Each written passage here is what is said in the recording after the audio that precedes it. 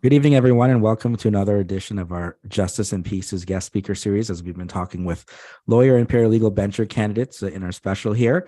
As always, all the views and opinions are of the candidates alone. They don't reflect me, Justice and Peace's Trials College, or any other education institution or organization I'm affiliated with. Continuing on here, we have Michael joining us. Michael is running as a lawyer bencher candidate. And thanks, first of all, Michael, for joining us. And maybe you can tell us a little bit more about yourself. Well, thanks for the invitation, first of all, particularly as an independent. So far, these competing slates have really been dominating the airwaves, so it's nice to be able to get some alternative views out there. Um, First of all, I did want to say also that I've watched some of the interviews so far, and kudos to you for allowing us to get a little bit more of a personal feel for who these people are. You know, it's one thing to read those candidate information forms and a photograph. It's another thing to actually hear people talk a little bit, and I think the passion comes through for some people. You know, when they are talking about something they really feel strongly about, you can tell.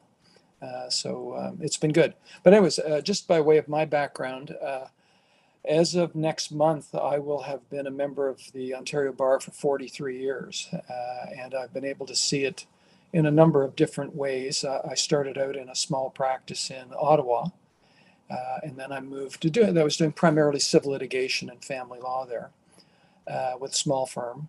Then I moved to Toronto and joined the provincial attorney general, and really had a wonderful time there working on a lot of really interesting policy projects, including the Family Law Act, creating the Family Responsibility Office, working on the very early paralegal issues when it was coming up. And I would say probably the two or three things that I worked on while I was there that are probably most relevant to the skills that I'm bringing to the table at Convocation, I hope, are I ran a number of very large, very complicated multi-stakeholder consultations. I chaired the Attorney General's task force on class action reform that resulted in the Class Proceedings Act.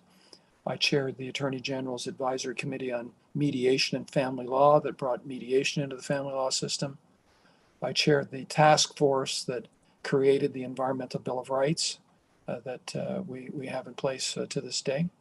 And was also had a chance to be the co-chair of the steering committee for the provincial government on auto insurance when we had a big auto insurance crisis. So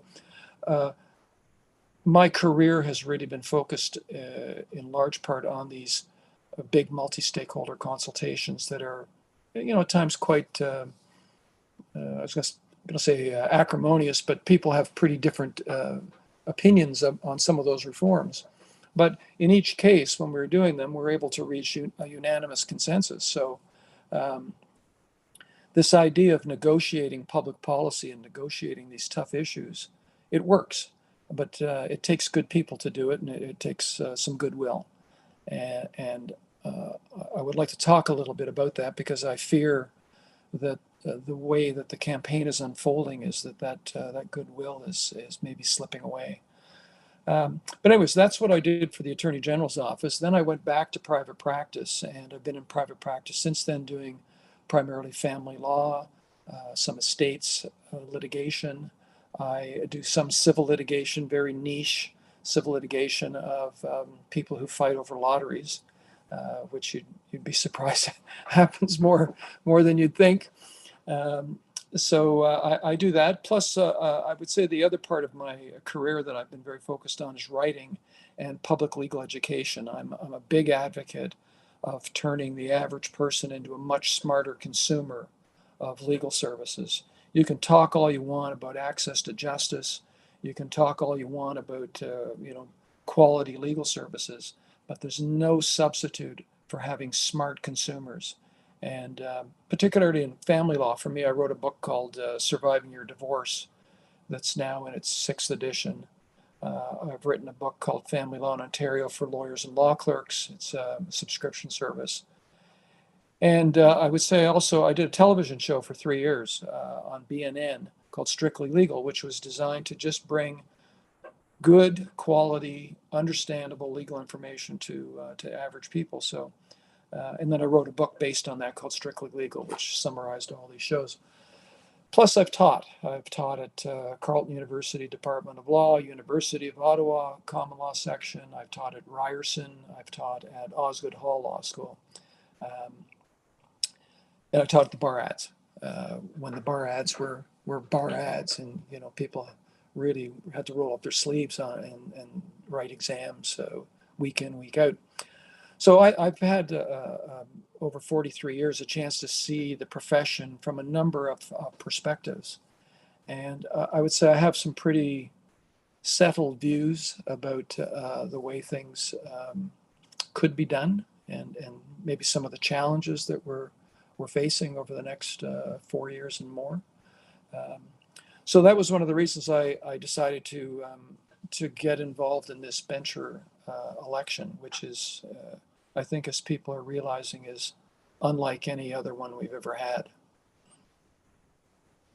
Yeah, so tell me more about that. I know you said you told me before you had ran a number of years ago, but kind of what brought you at this stage in your career? You've done so many things that you've decided to put your name forth here in the 2023 bencher election.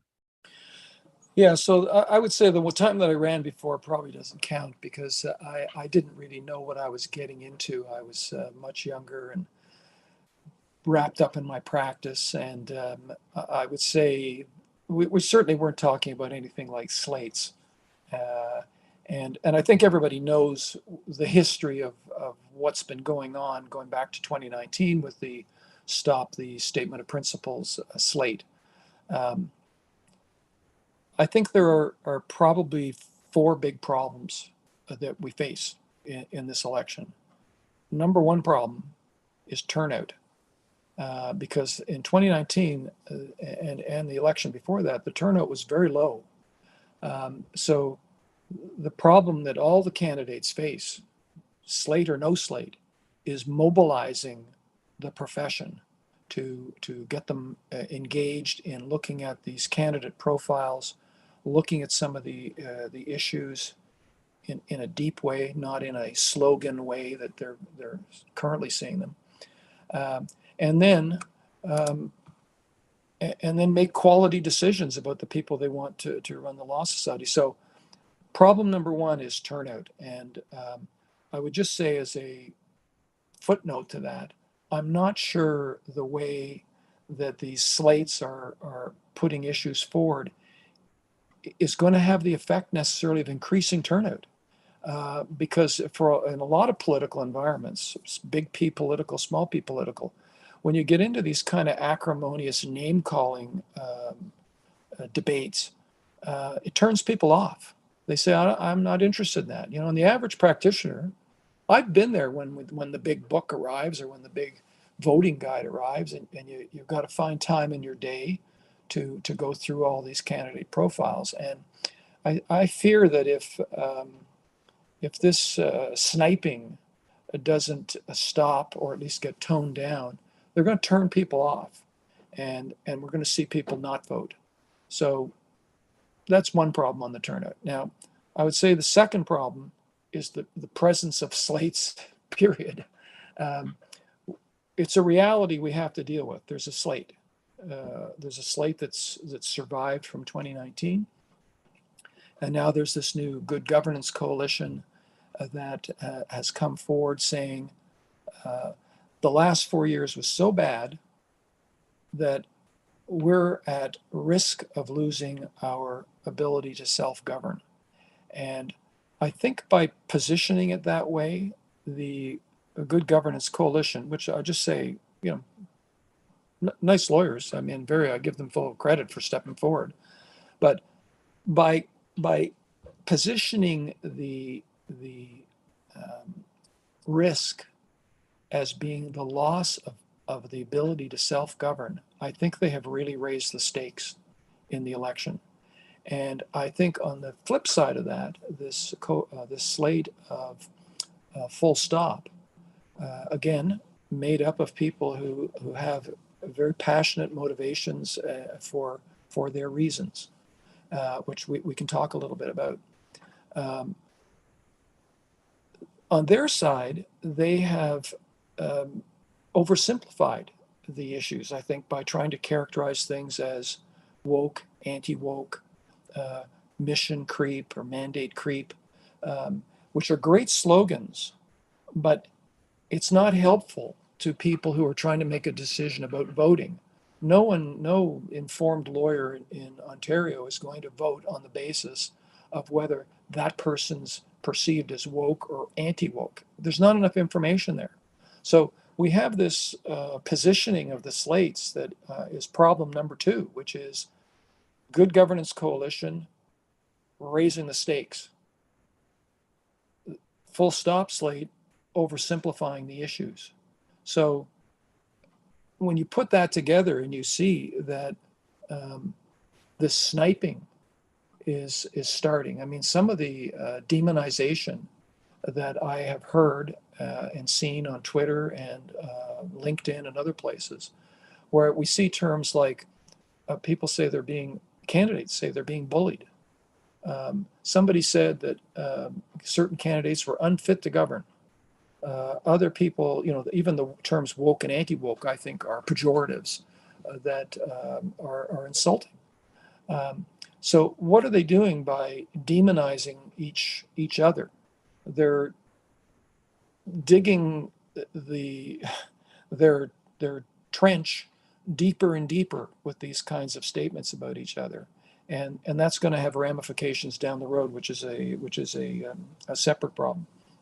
So the war of words is not helping, and I would say the third problem we've got because of this. So low turnout, oversimplification of issues by use of slates, and then you get to the third problem, which I would just say is reality. Reality is this, and I would ask you this question: do you think that either one of these slates is going to be 100% successful? It cannot happen. And all you have to do is spend a few minutes going through the voting results of 2019 to see that for some reason the statement of principles and the slate that got together to stop it tapped into something. Tens of thousands of lawyers, or tens of thousands of votes, I should say, because everybody's voting multiple times, but tens of thousands of votes were cast in favor of those candidates. I don't think it's fair to say to the people who voted for those candidates, you voted for people who were just out to lunch, they're unfit to govern, and you're crazy. There's something there, something was going on, and it's going to happen again. And you go through the ballots that were cast in the last election, and I hate to talk about this at a kind of a small p political level, because we really should be talking about some of the issues, but I just want to say at this point, when you go through the balloting and you see the votes that were cast for benchers inside and outside Toronto, in some cases, the top two, and I'm just talking about incumbents now who are running again this time, the top two full stop candidates got more votes than the top five Good Governance Coalition incumbents. That's got to tell you something. And I think that the reality that we face in the election is, does anyone honestly think that the thousands of ballots that were cast for some of these incumbents are suddenly going to not show up? They're going to flip and vote some other way? No, these people, some of these candidates are strong, they're respected, they're liked, they're speaking to a constituency, and they're going to get reelected. So, as I said it a minute ago, does anyone honestly think that one of these slates is going to be 100% elected? It can't happen. Not based on a realistic look at the ballots that are being cast. So what does that set us up for? That sets us up for the fourth problem that we face, and that is what's going to happen at convocation? We're going to have people who've been insulting each other for months now, uh, with these pejoratives, demonizing each other, um, so-called bullying of each other, and they're going to have to sit at convocation table together and make decisions in the interests not of individual lawyers, of the public, because we're supposed to be protecting the public's interest in the delivery of quality and competent legal services. So those are the four problems I see, and I would say, uh, just to finish the thought, why am I running? I want to get in the middle of those two camps and the people who are elected and help convocation keep its eye on the ball for the issues that really need to be discussed. So I would say in a nutshell, that's where I'm coming from. Um, these problems are combining, and I think in my skill set, where I've come from, I can actually make a contribution in those discussions. Thanks, Michael. I think that's a very great overview of kind of the situation from your opinion there, right? That even if let's say you're wrong and one of the slates got 100%, all of them voted, well, then that creates a different problem, right? It's that, well, that's not necessarily reflective of what the public certainly and lawyers and paralegals would want, right? I mean, Yeah, when going, putting together a board, right, you want to have different, and ideally you'd have a little bit of both and some other views, right? So you can get, you want someone that has a financial background, someone with, more an environmental background, who knows, right? So then you can bring all those, so you don't have this group think at the table. But as you point out, well, if they've been sniping at each other back and forth, I mean, can they come together if they're on the board of directors as benchers at convocation and somehow find a way to work together?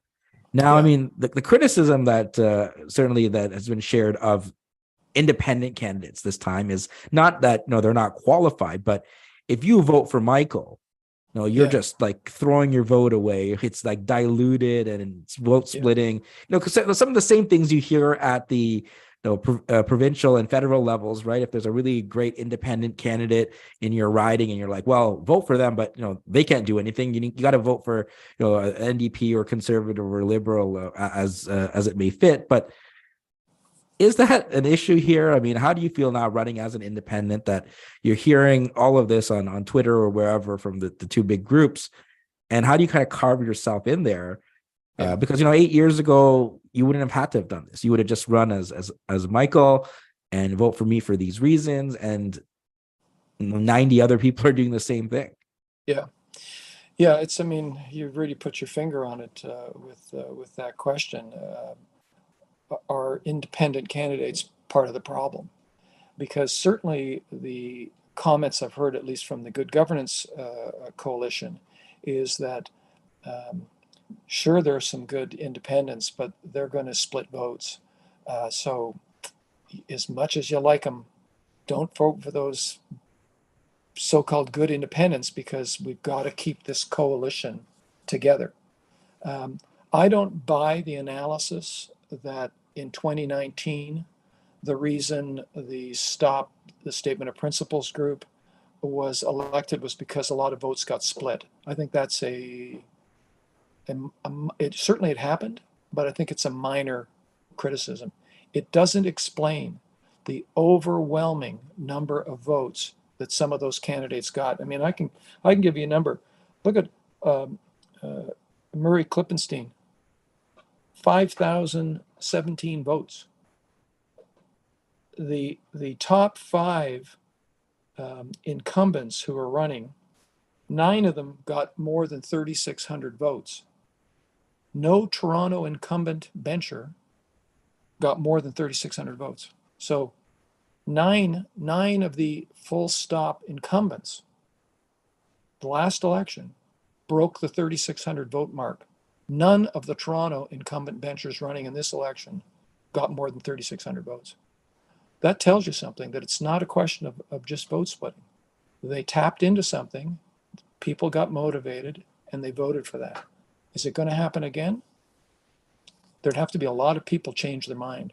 And I would say politically, you don't see that happen a lot. So for me, I mean, all I can do, and I would just say also too, the independents are competing with people spending a lot of money. Um, you see these ads that the Good Governance Coalition is running, and full stop, full page ads in the ORs, and they have a button on their websites for donating money. None of the independents do that. We're out there on our own. And I would say for me, I'm just trying to get my message out that these problems that I speak of boil down to the reality that I'm pretty confident looking at these numbers that neither slate is going to be 100% successful. So do you want to put some benchers in there who are going to be able to kind of work with these groups and help them keep their eye on the ball? Because they're going to need a lot of help to have some of these conversations about issues. And, I'd love to talk about issues for a bit too. Yeah, let's talk about issues. And I think, you're right, in terms of, have different voices there. It's certainly important, as I said, for any board of directors. But what are some of those issues that are important to you if you are elected to share? Yeah. Yeah. Just before we go to that, I was just going to say, the voices we want at the table are, as you mentioned, like environmental lawyers, but we also want small firms, we want big firms, we want medium-sized firms, and we want regional reps, good regional reps, because my roots are in Ottawa, and I still have a lot of colleagues up there that I came up through the ranks with and went to law school with up in Ottawa, and I kind of get that kind of practice of Ottawa. Or I saw one of your interviews with somebody who's in Cornwall. I used to go down to Cornwall and have trials down there, or up the Ottawa Valley, or you know there are different issues for some of these so-called smaller centers, and I look forward to having some good voices from those communities, in particular Ottawa, at the table. But on the issue side of it, um, I'm talking about something that nobody mentions. Um, it's got nothing to do with woke or anti-woke. It's got nothing to do with our loss of potential loss, so-called, of self-regulation, which personally I think is alarmist. I don't think there's any danger we're going to lose our power of self-regulation, regardless of who gets elected. But the CEO for the Law Society put out a news release October of last year and said, here's the theme for 2023. And the budget for 2023 has already been approved and set. So a lot of this is already in motion. But the theme for 2023 was called transformation. Has anyone mentioned the word transformation to you? Has anyone talked about transformation during this election? No. They're talking about other things. But transformation is this complete technological overhaul that's occurring within the Law Society to be able to position the Law Society to be more technologically with it and nimble and digital and 21st century. It is a transformation. Do you know how much it's going to cost? In the budget, in the news release, $20 million. And in the summary of that, it says that the $20 million is going to be moved from various funds within the Law Society, or it's going to be borrowed from a financial institution. Now, when they did that budget projection, that was before interest rates ticked up to around 7% now. How are we going to pay for a $20 million transformation of technology at the Law Society when people are saying my fees are too high? If you think your fees are too high now, try paying for $20 million worth of transformation. So I think people need to think more carefully about this. It's certainly something that I guess has to happen. But part of what I want to do is make sure that there's very rigorous oversight of any transformation that's going to occur at the Law Society when someone tells us that the estimate is $20 million. So that's one thing I'm putting out there. Another thing is this: people do need to drill down into these audits, or audit committee and financial reports, and look to see why fees go up and down. I think in 2023, our fees are going to be about $1,800 and change. $200 of that is for the libraries. And anybody who complains that we're spending too much on libraries and doesn't realize or appreciate the importance of that resource to every single member of the bar is out of touch. So $200 of our fees goes to libraries.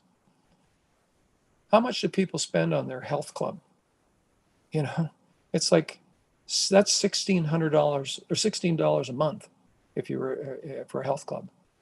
You don't think that you get more value out of your local library for $200 a year than you do out of your health club? I mean, it's the lifeblood in many communities of the profession. So that's money well spent. Our fees are going to go up in 2023, or they have gone up in 2023, because the compensation fund took a $10 million hit. And the $10 million hit was caused by just 3 lawyers. And our fees went up as a result of that because we have to now top up the fund. So nobody talks about these things. And I think that instead of getting sidetracked by slogans or bumper stickers of woke, anti-woke, loss of self-governance, all these things, let's focus on the things that are really critical to the functioning of this $100 million operation. So I'm focused on those kinds of things. Third thing I would say is there's a lot of I would say maybe it's talk that's almost based in intrigue, like artificial intelligence. Oh, isn't that cool? It might write a book. It might write a song. It might paint a painting. That is not what artificial intelligence is going to be about for the law profession. Artificial intelligence is going to blow our minds when it gets to the inflection point that it's rapidly approaching now. And we need to be way ahead of that because honestly, right now, I think some people look at artificial intelligence as kind of like a new tool. Oh, I got a computer, and my computer is a tool that I use to deliver legal services. Artificial intelligence isn't like that. Artificial intelligence will deliver the legal service. Is that going to have to be regulated by the Law Society because it's a delivery of a legal service? Is it going to be a legal service in Ontario, or is it going to be from another jurisdiction? Is it going to be a server that's parked in the United States or someplace else? So we really need to spend some time thinking about artificial intelligence. I participated in a couple of webinars recently, one in particular by the Law Reform Commission of Ontario, and one of the comments that was made by a professor in the United States is that Chat GPT is the most significant thing to happen since the internet. That's pretty profound. And I think that one of the issues I want to spend some time talking about, and it's related to our so-called transformation, is the impact of artificial intelligence. Yeah, I mean, I know ChatGPT, I think, passed one of the bar exams there, right? So, I mean, Yeah. It raises questions. I know, just was talking to someone, the confidentiality, right? What you put in as the input, who owns the output, and how does that affect if you're using it to kind of whip together something quick for a client, right? I mean, it raises all sorts of issues of professional competence, right? And what are we going to do, right, in terms of as we go further and further along, and you're going to get advancements on top of that are going to be able to do lots more. And it'll have an impact, or it should have an impact, on fees charged to clients. If the cost of legal services is the biggest barrier that the public faces, and there can be things done to lower the cost of delivering the service, then that increases access to the legal services and to justice. So as firms bring this technology on, they're obviously going to have to invest in it the same way that they had to invest in like new computers or fax machines at one point in time. Um, some of that cost obviously will get passed on to clients, but at a certain point in time, when artificial intelligence is doing all these kinds of things that lawyers used to have to spend hours doing, it should have an impact on lowering the cost of legal services, and that should be passed on to onto our clients. The same way, I would just say, as a complete practical sidebar to this, with COVID, we didn't have to drive to Newmarket anymore to do a case conference. That's a huge saving for a client to cut out that travel time, to cut out those disbursements, to now cut out the cost of copying documents.